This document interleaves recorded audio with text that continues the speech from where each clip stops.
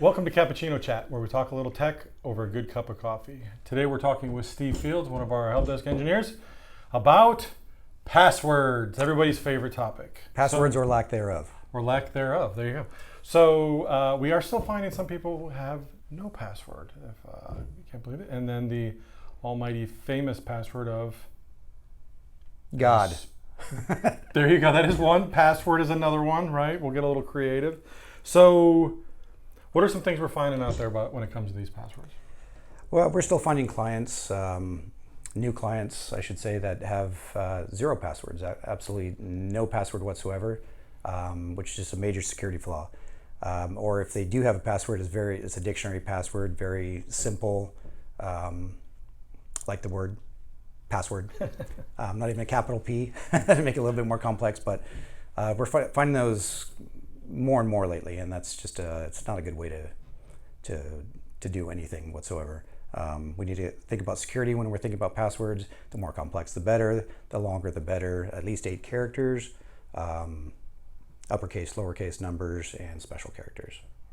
That's a good rendition of it. So one of the things we hear when we're talking to people about passwords, a lot of times we'll talk to them about, change your password every 90, 120 days, and do I really have to? Another password? So we understand there's a lot of passwords we have to remember. And what you need to remember is hackers know this. So the cyber criminals out there know that nobody likes changing their password, or they want to do the least amount possible to change their passwords since they have so many. So us being humans, we're lazy, right? So we're going to reuse a password. So if that password gets out in the wild, and what I mean by the wild is, so the dark web is not something that you just find in movies. Correct. So the dark web is real. It is out there. These cyber criminals share passwords, sell passwords, and sell this information. So let's say you are on Amazon. Everybody shops on Amazon, right? I do. So and almost all the websites use your email address as your username. Correct. So they're halfway there. They got 50% of the information that they need to now log in. They just use your email password, your email address, which most people can get off of your website, your social media accounts. It's all out there, right? So people put it everywhere. We have to do business, and people want to do business with you by contacting you a lot of times via email. So necessary evil. We've got to give them our information. But what we don't have to do is make it easy on them.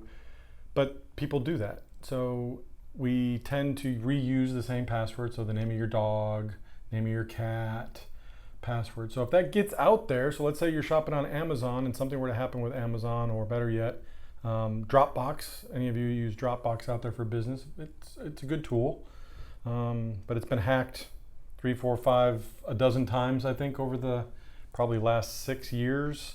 So your password's out there in the wild, and if they get it, correct, they can get in other things, right? So we've seen people click links and provide their passwords, right? Unfortunately. Phishing scheme. So we're not talking about phishing, not phishing that way, but they're phishing for information with a PH. So they ask them to put their password in. A lot of people are falling for it and actually putting their password in there. Happened several times. My parents. Hi, Mom. Yes, my mother-in-law is famous for doing this too. The whole call Microsoft 1-800 number, and Microsoft's never going to have you call them. But passwords are a necessary evil. I mean, we've got to use them. We probably all use 20, 30, 40 websites that we go to on a normal basis. But your employees are out there using their work computer to do these things, and a lot of times we get robotic and we use our work address for doing stuff. So Coachella and Stagecoach was just here. And I know in 2016, the people that put on Stagecoach, Golden Voice. Yep, Golden Voice, they were hacked. So that information actually made it on the dark web. We were alerted. We offer dark web monitoring to alert our clients if that information comes up in their domain name. So, at yourcompanyname.com, if that shows up, we get an alert. We let you know that the information out there. And a lot of it specifically said on there, it was from Coachella.com, and people were buying tickets using their work address rather than their personal email address, but reusing their work password, the same one they used to log onto their computer, was being used to log onto that site. So their information's out there. So what are some ways we can help people come up with better passwords and easier to remember?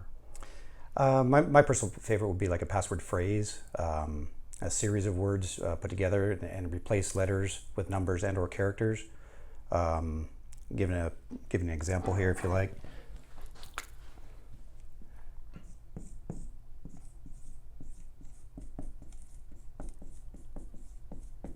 I love Steve. We could easily change, that's me, Steve. We could easily change that, put a 0, we can change the E to a 3. We can use 3s here as well. Put a little character on it, whichever we prefer. Just make things a little bit more difficult. We still know what it says if we read it, but just changing little characters here and there, little numbers, letters, uppercase, lowercase. Change that just to an L. You can change the T to a plus sign, something like that. So as you can see, it's very complex, but yet, Steve loves himself, so he uses I love Steve with some stuff at the end. Now, what we don't want to do, though, because if your password gets out there, is use numbers at the end of it, like 2, 3, things Definitely of that nature, right? So if your password is the name of your dog, so maybe, dog's name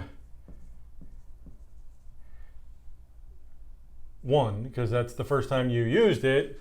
You might be on rendition 3, but if this was ever hacked because of where you used it before, remember, this doesn't have to be their office, right? So this doesn't mean their employees did anything wrong. It doesn't mean their person helping them with their IT did anything wrong. It just means that somebody that maybe they do business with that they gave that password to did something wrong. So what we find is a lot of these bigger companies that have $1 million budgets are getting breached more and more. And these passwords are getting out there, and they're spending the time going after them because they know there's all these passwords out there, right? So it's gold out there. They're out there mining for gold, if you will. So if they start seeing numbers at the end, they may try logging on with your password, and they're just going to change this and keep trying it until they get in. So we want to make it a little more difficult for them, right? So again, use a passphrase. You can use your dog's name, just change it up. Change it up a little bit, right? Don't just put the year at the end of it. Maybe put some numbers or characters in the front, numbers in the back, and reuse it. And then maybe if you like that passphrase for the year, you can do something with maybe the website that you're logging on to, right? So, so at the end of it, Steve loves himself there. So instead of doing our special characters, and let's say he was logging on to Amazon, maybe he just puts an AMZ at the end of it, but he knows it's I love Steve, right? So then when he's maybe going to his email, he may put 0365 for Office 365 at the end of it. So for the year he's working in, maybe this is his phrase of the year, but we change maybe what's at the end depending on where you're logging in and doing stuff, right? So, absolutely. Okay. So, so what's your opinion on password managers, maybe to help them remember all their passwords? What do you think? Password managers, good, bad, indifferent? Don't use Post-its. Don't use Post-its. Don't keep them under your keyboard or on your monitor. We still see that today, and it's just not a great idea. Keep them up here. So what about those automatic password managers that you install on your computer? What do you think? I personally don't like them. I keep all my passwords in my head, and hopefully my brain remembers them. Yeah. So I used to use a password manager, but I had problems where the password manager, the database it was keeping in, get corrupted. So then I'm relying 100% on that database to remember. Correct. And then it all goes bye-bye.